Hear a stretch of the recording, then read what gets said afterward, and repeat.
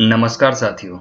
तो मैं यहाँ पे आपके सामने आज 8 पे कमीशन का जो न्यूज़ जो आज से 4-5 दिन पहले जो मीडिया में आया था कि मोदी गवर्नमेंट ने 8 पे कमीशन का जो प्रस्ताव है उसको स्वीकार कर लिया है और अब जल्दी से एक कमेटी बनेगी और उसके बाद फिर आपको अगले साल यानी कि 2026 में 1 जनवरी 2026 को ये सेंट्रल गवर्नमेंट के द्वारा लागू कर दी जाएगी और उसके बाद फिर राज्य सरकार भी बारी-बारी से लागू करेगी।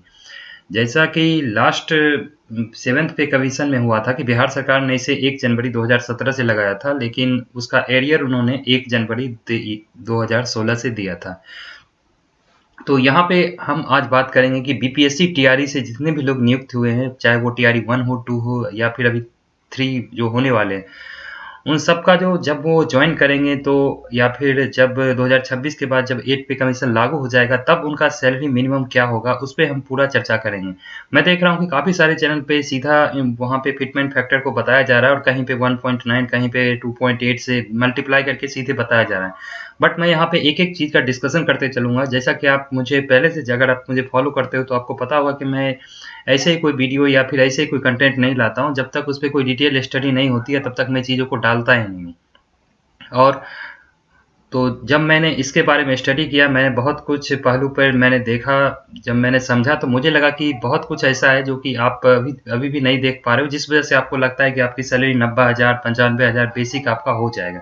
लेकिन अभी जिस हिसाब से बीपीएससी की सैलरी है, जो कि आपको पता है कि अभी आपका पीजीटी का अगर बेसिक पे की बात करें तो मात्र 32,000 रुपया है। तो उस हिसाब से अगर उस चीज़ को देखते हुए अगर हम 8 पे कमीशन में बीपीएससी का सैलरी देखें तो कितना क्या होगा, वो सब हम डिस्कस करेंगे।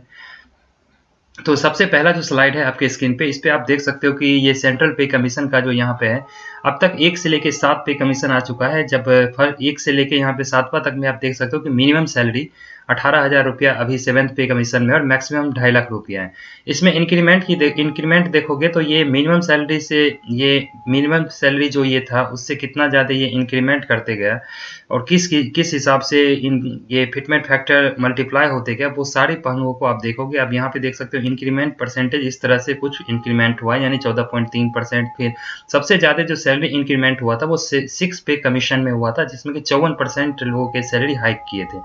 तो यहाँ पे हम स्पेशली हमारा फोकस होगा बीपीएससी टीआरई वालों पर, जो उनका आखिर किस तरह से सैलरी इंक्रीमेंट होता है। तो चलिए हम अगले स्लाइड पे चलते हैं।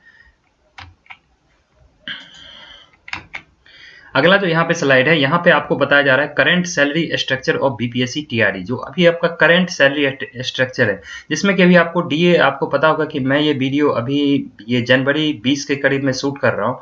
तो यहाँ पे अभी जो आपको जो एब्सेंटी आप बना के भेजते हो, वहाँ पे आपको जुलाई 2024 वाला ही आपको डीए मिल रहा है, यानी 50% के करीब ही मिल रहा है।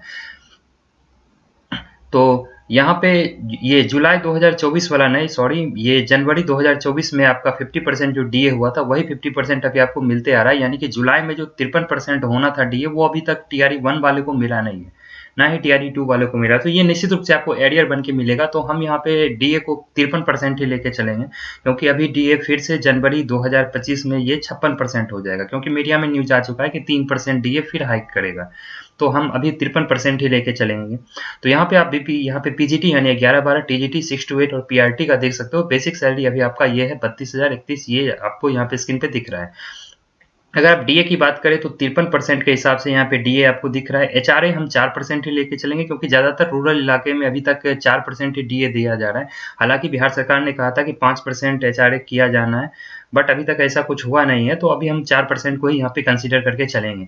और मेडिकल आपको, जैसा कि आप पता है कि आप हर किसी को 1,000 रुपया और फिर गवर्नमेंट का कंट्रीब्यूशन जो एनपीएस के लिए होता है, जो डीए प्लस बेसिक पे का 14% होता है, यानी इन दोनों को ऐड करने के बाद 14% जो होता है वही आपका गवर्नमेंट कंट्रीब्यूट करती है एनपीएस में, यानी कि आपका पीजीटी का इतना है और बाकी सारे का आप अपने स्क्रीन पे देख सकते हो। तो इस हिसाब से ग्रॉस सैलरी जो है, ग्रॉस सैलरी अभी आपका इतना बन रहा है, ग्रॉस सैलरी आपका इतना बन रहा है, जो कि अभी आप देख सकते हो ग्रॉस सैलरी। उसके बाद आपका 30 रुपया जो है वो जीआईसी में डिडक्ट होता है, और उसके बाद एनपीएस जो है वो 10% जो आपका जो डिडक्ट होता है वो आपके बेसिक और डीए का 10% होता है, यानी कि अगर आप इन दोनों को ऐड करोगे तो लगभग ये अभी इसका 10% 4896, यानी कि आप देख सकते हो बाकी सारे का कितना कितना एनपीएस डिडक्ट होता है वो आपके स्क्रीन पे दिख रहा है। तो अभी जो आपको सैलरी मिल रही है वो करीब करीब, अगर ये 53% डीए लगाया जाता तो आपको इस इन हैंड सैलरी इतना मिलता। वैसे अभी आपको 50% जो डीए मिल रहा है पीजीटी वाले को, उसमें आपको सैलरी 45,450 इन हैंड मिल रहा होगा। तो यहाँ पे अगर आपको 53% लगाया जाता तो आपकी सैलरी कुछ ऐसी होती जो कि आप स्क्रीन पे देख सकते हो। तो अब 8 पे कमीशन लागू होने के बाद क्या सैलरी होगी, हम धीरे धीरे उन चीज़ों पे आएंगे। सबसे पहले हम ये समझते हैं कि फिटमेंट फैक्टर जिसका आजकल न्यूज़ में बहुत ज़्यादा बना हुआ, वो किस तरह से आखिर कैलकुलेट होता है। आखिर उसमें तो बहुत कुछ होंगे जिसको सब गवर्नमेंट देखती होगी। तो मैं आपको बता दूं कि अगर आप 7th पे कमीशन का अगर पूरा पीडीएफ पढ़ोगे तो वो 900 प्लस पेज का है, जिसमें कि सरकार ने क्या किया था 7th पे कमीशन से, आपका जब भी वो न्यू पे कमीशन लाती है, यानी कि पिछली बार जब लाया था तो वो बेसिक और डीए को ऐड कर देती है। यानी जो आपका बेसिक है और जो आपका डीए है उसको ऐड करके उसको बेसिक बना देती है। ठीक है, तो जैसा कि अभी आपका 32,000 है, अगर उसको 50% अगर लगाओगे तो 32 और 16 कितना हो जाएगा 48,000। लेकिन उस पर 53% लगना है तो ये करीब करीब 50,000 के करीब करीब आपका बेसिक उस हिसाब से देखा जाए। तो जैसा कि आप यहाँ पे देख सकते हो कि जनवरी 2025 में जब अगर डीए यहाँ पे लगाया जाएगा तब ये 56% हो जाएगा। यानी कि अभी हमारा 53 वाला भी नहीं लगा है जुलाई में, बट जब ये जनवरी 2025 से क्या हो जाएगा, डीए 56% हो जाएगा। जुलाई 2025 में ये 59% हो जाएगा और उसके बाद ये यहाँ पे आप देखोगे तो ये आपके स्क्रीन पर जो है ये जनवरी, ये जुलाई नहीं, यहाँ पे जनवरी होना चाहिए। ये जो है यहाँ पे ये जैन होना चाहिए, जैन।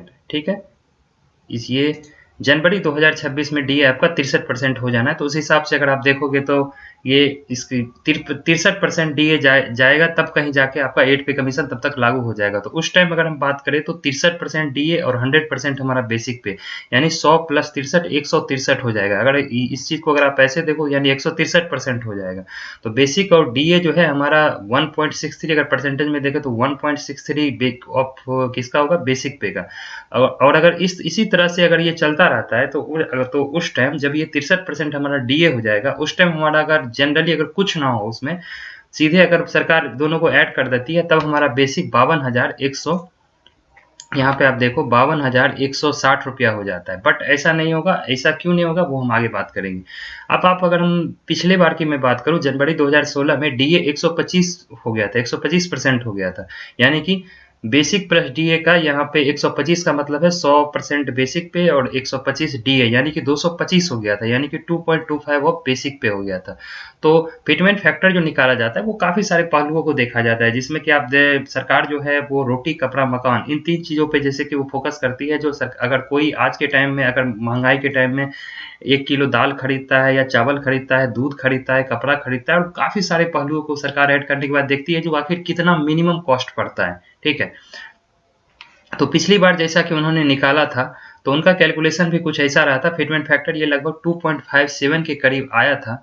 तो उस टाइम जब ये 2.57 के करीब आया तो ये आप करीब करीब देख सकते हो बेसिक प्लस डीए के इक्वल ही आ रहा है, 2.25 और 2.57। तो इस हिसाब से इन्होंने एक्चुअल जब इंक्रीमेंट निकाला, जो आखिर एक्चुअल इंक्रीमेंट कितना हो रहा है, तो ये 2.5714 में से उन्होंने 2.25 को माइनस किया और फिर 2.25 से इसे भाग देने के बाद, इसको मल्टीप्लाई करने के बाद ये 14.3% का इंक्रीमेंट इनको दिखा। पिछली बार की बात कर रहा हूँ, ये 7th पे कमीशन का। तो ये जो 14.3% का इंक्रीमेंट दिखा, आप यहाँ पे देख सकते हो, यही वो 14.3% है जो कि आपको 7th पे में इंक्रीमेंट परसेंटेज में दिख रहा है। ठीक है, तो ये 14.3 वाला जो इंक्रीमेंट था, ये एक बार को ये 2nd पे कमीशन में आया था और उसके बाद ये 7th पे में आया था। तो हम यहाँ पे जैसा कि आपको हमने बताया, तो उसी हिसाब से हम इसका भी देखेंगे। अभी जो 8th पे कमीशन आएगा उसमें क्या इंक्रीमेंट हो सकता है। तो आप देख सकते हो बेसिक यहाँ पे अगर मान लेते हैं पीजीटी वालों का जैसे कि 32% है, हमने देखा कि 63% तक डीए जाएगा, तब कहीं जाके 8 पे कमीशन आ जाएगा, यानी 163, यानी कि 1.63 अगर हम देखें तो ये होगा। उसके बाद अगर इसमें इंक्रीमेंट की बात करें तो जैसा कि हम देख रहे हैं कि 7th पे कमीशन में 14.3 था। ठीक है, तो हम एक हाइपोथेटिकल सिचुएशन भी मान के चलेंगे, मान लेते हैं फिर से इस बार जो इंक्रीमेंट है वो करीब करीब 14% के करीब लगे, या फिर 16%, या फिर 18%, या फिर 20%। ठीक है, तो अगर ये अगर हमारा यहाँ पे जो बेसिक पे है, यहाँ पे जो आप देख रहे हो 1.663 यानी 163 जो हमारा जा रहा है 163%, अगर उस पे अगर इंक्रीमेंट 14% के करीब रहता है, तब हमारा कुछ न्यू फिटमेंट फैक्टर जो वो कैलकुलेशन के हिसाब से निकल के आता है 1.8582। अगर 16% इंक्रीमेंट होता है तब ये कैलकुलेशन निकल के आता है 1.8908 हमारा फिटमेंट फैक्टर निकल के आता है। उसके बाद 1.63 पे अगर आप ये 18% का इंक्रीमेंट लगा के देखोगे तो तब आपको 1.9234 आपको निकल के आएगा। उसके बाद अगर आप यहाँ पे 1.63 पे यहाँ पे 20% का इंक्रीमेंट लेके चलोगे तो 1.95। तो अभी आप बहुत जगह देख रहे हो 1.9 1.9 वो इसी बेसिस पे आ रहा है। बट यहाँ पे हम जो एक मिनिमम एक्सपेक्टेड जो सैलरी बन सकता है हम उस पे बात करेंगे। तो यहाँ पे क्या किया जाता है, जब ये बेसिक पे में क्या किया जाता है, न्यू फिटमेंट फैक्टर को मल्टीप्लाई सीधा कर दिया जाता है। तो आप देखोगे कि अगर पीजीटी वालों का अगर इंक्रीमेंट 14.3 की जगह 14% मिनिमम इतना तो सरकार देगी, अगर इतना नहीं देती है तो फिर ये 8 पे कमीशन लाने का मतलब क्या है। तो हम मान के चलते हैं कि सरकार फिर से 14% का इंक्रीमेंट देती है, तो यानी कि इसे 1.8582 से अगर मल्टीप्लाई कीजिएगा तो फिर न्यू जो बेसिक सैलरी पीजीटी वालों का होगा वो 59,462 होगा। अगर 16% का इंक्रीमेंट होता है तो ये 60,505 होगा। ये बस पीजीटी का मैं बात कर रहा हूँ, आगे मैं आऊंगा सब पे। बाकी अगर 18% का इंक्रीमेंट होता है तो 61,549 और 20% का होता है तो 62,592। ये कुछ आपका न्यू बेसिक सैलरी बन के आता है। अगर इस तरह से अगर इंक्रीमेंट अगर इसमें से कोई एक परसेंटेज होता है तो हम यहाँ पे एक एवरेज मान के चलेंगे कि इस बार महंगाई जिस तरह से इंक्रीज हुई है और बहुत सारी चीज़ों को अगर देखा जाए तो हम मान के चलते हैं कि इस बार जो है इंक्रीमेंट जो है वो 16% का लगभग आएगा। यानी कि हमारा न्यू फिटमेंट फैक्टर जो है 1.8908 हो सकता है। इतने से कम मुझे नहीं लगता है होना चाहिए, ये ज़्यादा हो सकता है, कम नहीं होगा।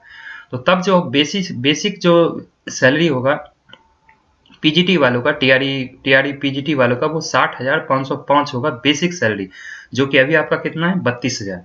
चलिए हम आगे बाकी सबका देखते हैं। तो यहाँ पे आप देख सकते हो कि बेसिक सैलरी आफ्टर 8 पे कमीशन। अब बेसिक सैलरी बाकी सबका कितना होगा, पीजीटी वालों का आपने देख लिया 60,550। टीजीटी वालों में अगर आप यहाँ पे न्यू फिटमेंट फैक्टर से मल्टीप्लाई करो तो ये करीब आएगा 58,615। 6 to 8 में अगर आप इससे मल्टीप्लाई करो ये आएगा न्यू बेसिक सैलरी 52,942। 1 to 5 वालों का अगर आप इससे मल्टीप्लाई करो 1.8902 से, तब इसका बेसिक सैलरी 1 to 5 का आएगा 47,270।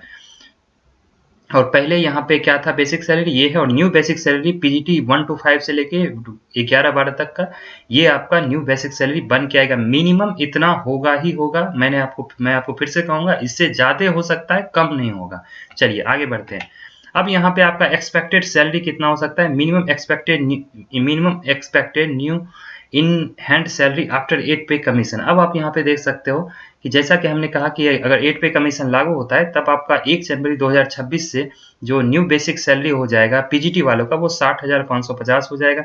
और एचआरए जैसा कि हमने कहा कि अभी 4% आपको दिया जा रहा है, बट हम मान के चलते हैं कि सरकार उस वक्त 5% हमें देगी, तो वो हो जाएगा। रूरल एरिया की मैं बात करूं तो ये करीब आप देख सकते हो 3,025। मेडिकल हम तब भी मान के चल सकते हैं 8 पे कमीशन। वैसे मुझे लगता है कि मेडिकल 2,000 रुपया हो जाना चाहिए, बट फिर भी हम मान के चलते हैं कि ये 1,000 ही रहेगा।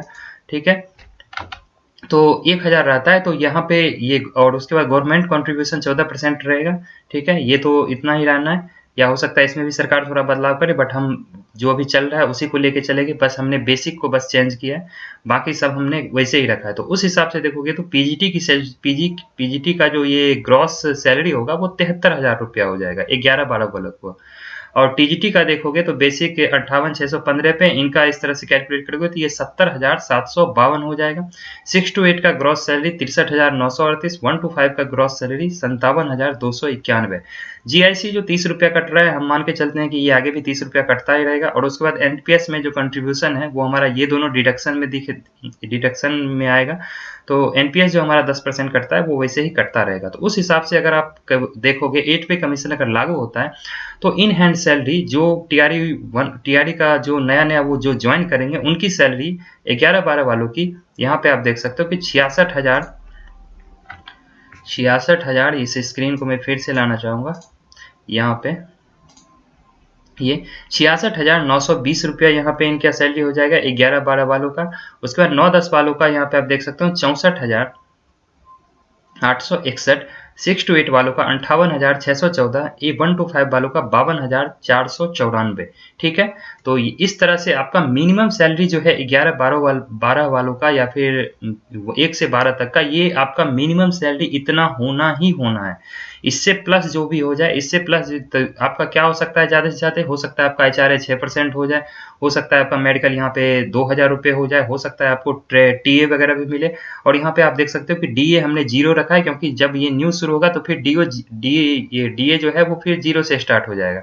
यानी कि फिर हर 6 महीने बाद ये DA 3%, 4% से सरकार हाइक करेगी, या फिर हो सकता है 8 पे कमीशन में सरकार ये कहेगी कि हम 5-6% से हाइक करेंगे। ये बात की बात है, बट जो चल रहा है हम बस उसकी बात कर रहे हैं।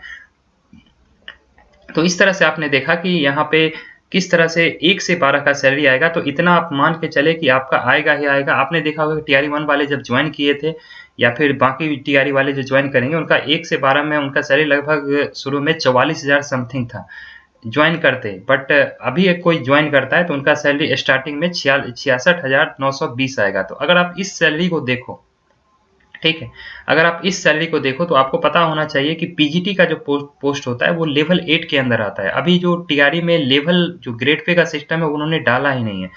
तो इस वजह से अगर ये PGT का देखोगे तो ये लेवल 8 का पोस्ट है। और अब KVS हो, NVS हो या फिर बाकी स्टेट के जो भी PGT के मतलब ये पोस्ट जो है 11-12 के, वहाँ पे ऑलरेडी इतना सैलरी दिया जा रहा है अभी के टाइम में, क्योंकि उनका ग्रेड पे सिस्टम है। तो जब उनका 8 पे कमीशन आएगा तो उनका सैलरी और हाइक करेगा। और यहाँ पे क्या है BPSC वाले में कि अभी 8 पे कमीशन लागू होगा तब इनका सैलरी उनके इक्विवेलेंट होगा जितना कि अभी चल रहा है। तो अगर आपको ये वीडियो इन्फॉर्मेटिव लगा हो तो मैं अगला वीडियो जो लाऊंगा वो मेरा वीडियो रहेगा जो TRE 1 वाले का सैलरी आखिर कितना होगा एक्चुअल में, क्योंकि अभी तो आपका बेसिक 32,000 है, लेकिन आपका 32,961 हो चुका है जुलाई 2024 में, 1 जुलाई 2024 में, जो कि आपको अभी तक दिया नहीं गया है बट एरियर बना के मिलेगा। उसके बाद आपका अगला इंक्रीमेंट आपका हो जाएगा 1 जुलाई 2025 में। तो आपका बेसिक वहाँ पे होगा और फिर वहाँ से आपकी सैलरी हाइक होगी। तो वो कितना क्या होगा, अगर ये वीडियो इन्फॉर्मेटिव लगा हो तो अपने दोस्तों के साथ जरूर शेयर करें। और जो भी TRE 3 वाले हैं वो जरूर से जरूर इस वीडियो को देखें। जो भी TRE 3 में ज्वाइन करेंगे उनकी भी सैलरी इस तरह की होगी। तो मैं आपको अगला जो वीडियो लाऊंगा उसमें TRE 1 वालों का क्या कितना सैलरी होता है इन सब में 1 से 12 तक में, वो मैं आपको दिखाऊंगा। बाकी मैं आपको ये भी दिखाऊंगा कि अगर ग्रेड पे सरकार लागू कर देती है, बिहार सरकार TRE वालों पे, तब आखिर आपकी एक्चुअल सैलरी क्या होगी वो आपको पता चलेगा। तो आशा करता हूँ कि ये वीडियो आपको इन्फॉर्मेटिव लगा हो। अगर आपको इस वीडियो से रिलेटेड कोई सुझाव है तो वो आप कमेंट बॉक्स में ज़रूर लिखें। हम कोशिश करेंगे कि अगले वीडियो में उसको कवर किया जाए। बाकी अगर आपको कोई कह रहा है कि आपकी सैलरी 8 पे कमीशन के बाद 90,000 95,000 हो जाएगी, तो ऐसा बिल्कुल गलत है। ऐसा तब होगा जब आपका फिटमेंट फैक्टर 2.5 लेकिन मुझे नहीं लगता है कि मोदी गवर्नमेंट आपको 2.5 फिटमेंट फैक्टर लगा के वो मल्टीप्लाई करके आपका सैलरी देगी। ऐसा मुझे मुमकिन नहीं लग रहा है। तो देखते हैं आगे क्या होता है। बाकी इस वीडियो को ज़्यादा से ज़्यादा अपने दोस्तों के साथ शेयर करें ताकि उनको पता चले कि आखिर TRE में किस तरह की क्या सैलरी स्ट्रक्चर 8 पे कमीशन के बाद होने वाली है। तो मिलेंगे अगले वीडियो में, तब तक के लिए धन्यवाद।